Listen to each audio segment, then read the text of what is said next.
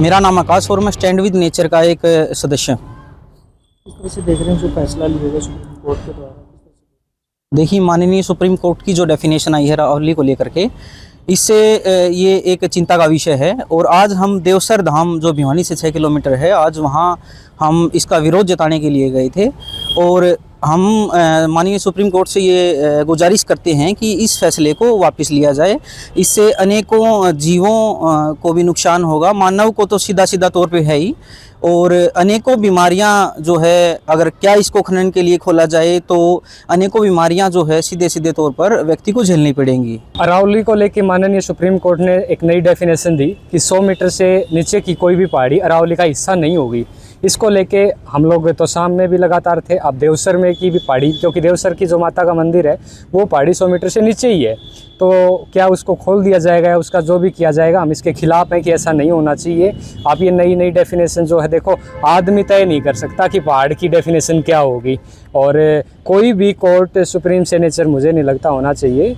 माननीय supreme court का पूरा सम्मान है। हम लोग मांग करते हैं कि इस पर पुनर्विचार हो और इस नई डेफिनेशन को रद्द किया जाए। किस तरह से पूरे प्रदेश भर में जिस तरह से प्रोटेस्ट देखने को मिल रहा है, सोशल मीडिया पर भी जिस तरह से बातचीत हो रही है, किस तरह से देख रहे हैं जो रोष सरकार के प्रति दिखाई दे रहा है? अब लोग समझ पा रहे हैं, अब लोग ये बात कह रहे हैं कि हमें ये जो डेवलपमेंट का आपका जो मॉडल है ये उचित नहीं है, ये विनाश का मॉडल है, विकास का मॉडल ये नहीं हो सकता। पहाड़ों को जल जंगल ज़मीन और पहाड़ को काट के आप विकास की बात नहीं कर सकते। और हरियाणा, राजस्थान, गुजरात, दिल्ली में जो अरावली लगभग 700 किलोमीटर में फैली हुई है, इससे आसपास के जितने भी डिस्ट्रिक्ट हैं वो सब इसके विरोध में हैं, क्योंकि उसके सीधे तौर पर जब हम भिवानी में तो सामने ये बात कर रहे हैं तो खानक का हाल क्या है वो आप लोग जानते ही हैं। तो कितना नुकसान कहीं ना कहीं इसका खामियाजा देखने पड़ेगा भविष्य में, अगर देखते हैं तो किस तरह की जो समस्याओं का सामना जो करना पड़ेगा तो मानव जनजाति को? सीधे तौर पर तो आदमी को जो नुकसान होगा, अलग अलग तरह की बीमारियां फैल रही हैं। खानक में टीबी और दमे के आपको इतने मरीज मिल जाएंगे। आप राममलवास की तरफ जाओगे, पांडवानी की तरफ जाओगे तो आपको लीवर और किडनी के मरीज मिल जाएंगे। पानी खराब हो चुका है, वो सिर्फ इसलिए माइनिंग और ये जो पहाड़ों को डिस्टर्ब किया जा रहा है इस वजह से हो रहा है। लेकिन ये कहना गलत है कि आदमी को ही नुकसान होगा तो ही बचाएंगे क्या पहाड़ को? वहाँ के जो जानवर रहते हैं उनको जो नुकसान है, और जीव जंतु रहते हैं उनको बहुत सारा नुकसान है। हिरण गायब हो गया, तेंदुआ गायब हो गया, गादड़ हमारे यहाँ पे बहुत होते थे, वो दिखाई नहीं देते, अब कहाँ चले गए, क्योंकि पहाड़ों का कटाव हो रहा है। तो हमें उन जीवों के भी अधिकारों की रक्षा करनी होगी। हम तय नहीं कर सकते कि वो जीव विलुप्त हो जाने चाहिए। कहीं ना कहीं हिमालय से भी ज़्यादा प्राचीनतम जो अरावली रही है, इस तरह से देख रहे हैं अरावली के इतिहास के साथ इस तरह से छेड़छाड़। अरबों साल पुरानी अरावली की डेफिनेशन कुछ साल पहले पैदा हुए लोग तय नहीं कर सकते। और ये तो मानव सभ्यता की ही धरोहर है, ये तो उनकी भी पूर्वज है।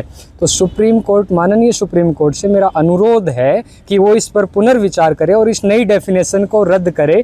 नहीं तो पूरे ही देश में लोग इस पर जागरूक हो रहे हैं और वो अपने अपने तरीके से, डेमोक्रेटिक तरीके से इस पर अपना विरोध जता रहे हैं। अरावली विरासत जन अभियान के तहत भिवानी के पास देवसर पहाड़ी पे हमने लोगों को जागरूक किया और प्रतीकात्मक विरोध दर्ज करवाया। यहाँ पे हमने पूरा दिन हम बैठे कि सुप्रीम कोर्ट की जो नई परिभाषा है अरावली को लेके कि 100 मीटर से नीचे की पहाड़ियाँ अब अरावली का हिस्सा नहीं होंगी, ये डेफिनेशन माननीय सुप्रीम कोर्ट इस पर पुनर्विचार करके इसको रद्द करने का काम करे।